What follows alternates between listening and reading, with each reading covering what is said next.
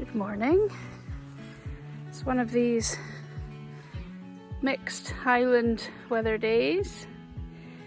It's been raining quite a lot lately, so the garden's kind of got away from me a wee bit. So today I'm going to, well, I've just watered the stuff in the greenhouse, so that's tomatoes and pepper still getting ready to ripen.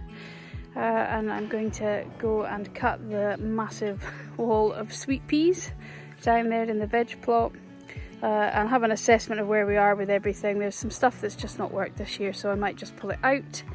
And I've got some green manure seeds to try to improve the condition of the soil a wee bit over the dormant period leading up to next spring. So that's the plan for today. Meanwhile, we've picked tons and tons of gooseberries, and so we're also making lots of jam. So yeah, lots of things going on just now. It's that kind of abundant period where you struggle to find time to fit everything in.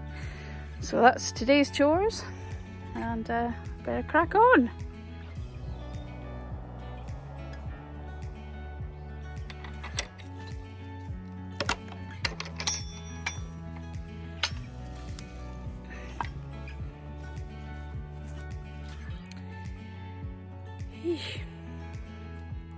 Okay, let's get started.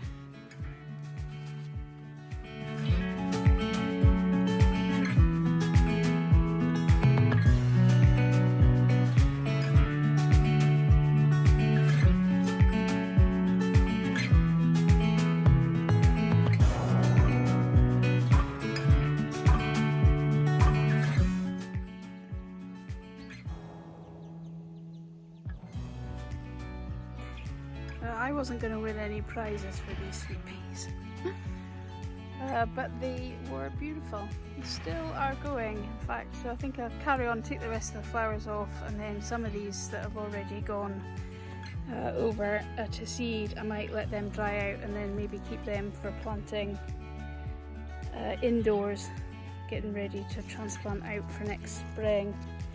And they really were beautiful, so I think it would be a shame not to do that, take advantage of the fact that quite a lot of these have now gone to seed. So I'll finish off cutting off the flowers that are usable, and then I'll leave the rest. I mean, it's just gone crazy, and the winds and the rain have taken this, basically made a bit of a mess of it. So that's my fault though for not managing it better, but they're too good to let go. This cosmos is the other thing that I grow every year, and it's really pretty. It's done so well, and they just push out a treat. So I think in this this little bed here next to these sweet peas, I had 3 small cosmos plants there, and they've done really nicely, and they just bring a real something to the garden as well. Same here, I've got some calendula dotted around here, but the cosmos seashells here is a bit of a showstopper. So I'm really pleased with that. As usual, cosmos works really well. We'll do more again next year. These calendula, they were a couple of different varieties I planted. Got some yellow ones over there, and the rest are kind of orange, but they're really pretty, and they're so reliable as well. They grow nicely in this climate here in Highland, so that's good. These ones here were a bit of a mix, and they go from kind of a creamy yellow to kind of a dark yellow with a very orangey, burnt orange coloured centre, so they're good too. And I have one single mignon dahlia, which looks a little bit like actually it looks a bit like a daffodil, but they're really pretty as well, dainty. Got some more getting ready to come out here, and this one looks like it's going to be a purple one. So some of them have done okay as well, considering we went from very, very dry to very, very wet. It's okay, mixed results. This kale is for the chickens, but it seems to be finally coming now. Beans have just been a disaster, really. Sunflower seems to be doing quite well. It's reaching for the sky. And I planted a second round of onions, which are kind of interspersed into different beds I'm going to have to pull out some of this summer stuff. So this pea, for example, this can now go. I'll take these off. Chickens can have that.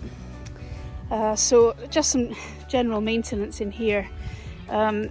We have managed to get down quite a lot more of the wood chip.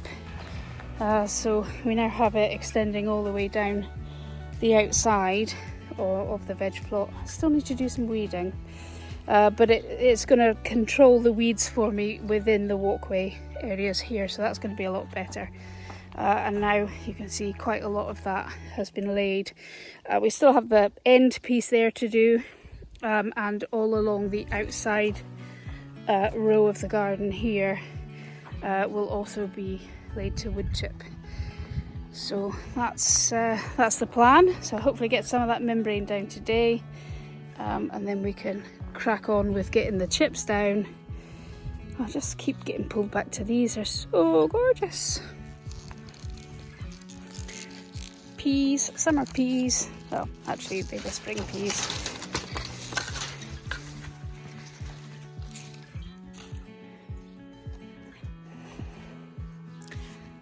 Oh, I don't think they've noticed. Oh, somebody's coming.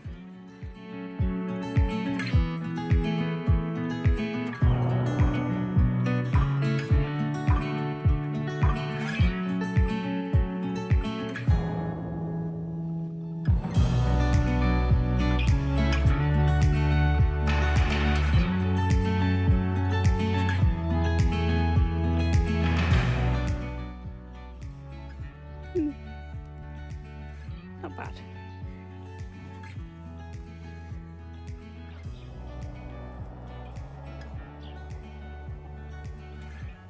This is the first year we've had raspberries that we could actually eat before the flies got to them. And I think the reason for this is that we now grow the raspberries inside the chicken enclosure.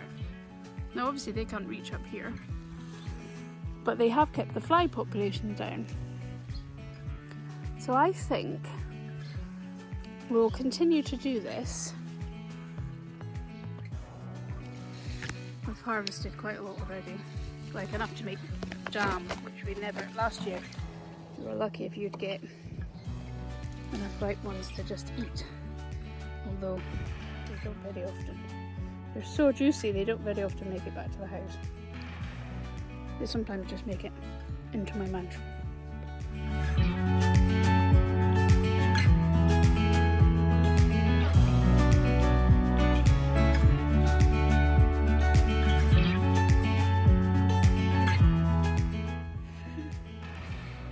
Misty is one of our newest hens. We've had her for a couple of months. And she is such a good layer. She's a really reliable layer. She lays every day without fail.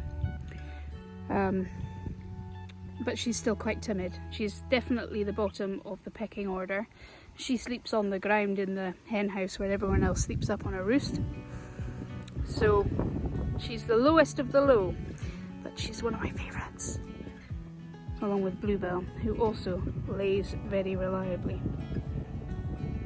We've been having a little predator problem here for the first time, real predator pressure.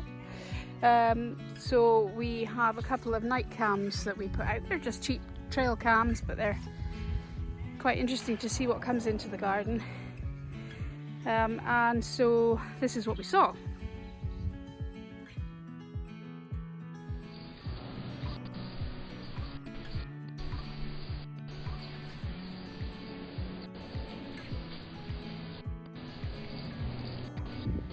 This means I've had to review the way that we keep our chickens.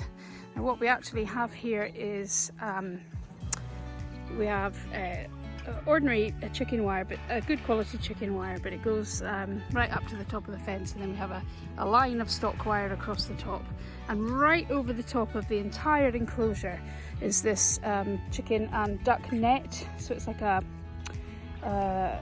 nylon, plastic coated nylon stuff, so it's pretty tough, but it's not really going to do much to stop a pine marten who wants to chew through it, I wouldn't imagine. So we've just been looking at the options for running an electric hot wire right the way across and round. So it might mean making something out from the tops of the posts here and running a single wire. It would have to be solar powered down here. So I've been getting up in the morning just before the auto doors open so that I can make sure that there's nothing in there for when the chickens come out of their hen house. And I've also been coming down just before bedtime to make sure they get in and manually shut the door, just because I do trust the auto door, but I think it's probably safer for my peace of mind as much as anything. But what we have done to deter them is we've actually picked all the gooseberry bushes. They're bare and I've pruned them very heavily. This entire bush here was pushing right into the chicken enclosure, which is why this fence is now kind of pushed in. But I've been right round the enclosure. I've made sure that every bit of this net is pushed right down and pegged into the ground. So we've cleared the gooseberries. Black currants are all cleared too. That was a couple of weeks ago. So they're all clear. I still need to prune them, but the pine martins are coming in over the wall here beyond this is the chicken storage shed, and the pine martins are coming over this wall from the farm next door and hopping into the garden. So that is a bit of a worry. Having said that, that's the chicken enclosure there. Having said that, they did not appear at all last night on either of the cameras. I have one camera here and there's another one on the other side of the enclosure which would pick them up if they were walking along the fence line. So really, that's gooseberry, that's all to go. Really, it's a case of just doing everything you can to ensure the safety of your birds. They've been meshed in right across from day one, and obviously with bird flu now, that's a must-have anyway. I'm just going to duck into here. So you can see I've got a problem with my squash, and I think that is because it's too humid in here. It's been too hot in part. The blossoms are coming, perfectly healthy, and then they're shriveling up, and the squash that are forming are small, deformed, and some of them never even make it into a fruit. So that's a no-no. Probably partly too hot, sporadic watering in here, and probably a lack of natural pollination, because I haven't done much with this. I mean, the squash plant goes all the way along here, but you can see the fruits are coming, and then they're generally just kind of rotting away. So that's something to note for next year. Don't keep it in a really hot greenhouse. Be regular with your watering, and yeah, it's too humid in here, and some pollination would be helpful. So these are our Corazon tomatoes, which I'm hoping will still ripen. Everything's been really slow, but every one of these bushes now has fruit on it. It has set fruit, so that's good. Just whether or not they ripen off in time for us to have a harvest is another thing. We've got some blushing sun gold here, so hopefully they'll come as well. I've got limoncito here, which is a very tiny yellow cherry tomato. And the pièce de résistance, I think, is this pepper plant here. I'm just waiting for them to change colour, but they've grown really nicely. Obviously they can tolerate the heat and the sporadic watering a bit better than tomatoes and my squash. So they're coming, that's good. I've got some other pepper plants too, none of them looking terrific. This one's not looking bad, but there's, as far as I can tell, no flowers on it. Something coming here. This is a lemon dream, so hopefully they'll come. As I say before, it's too late. So yeah, mixed results in the greenhouse, I would guess. At the moment it's saying it's 25 degrees, while out there it's probably about 12 degrees, and it's just started to rain. So there we go.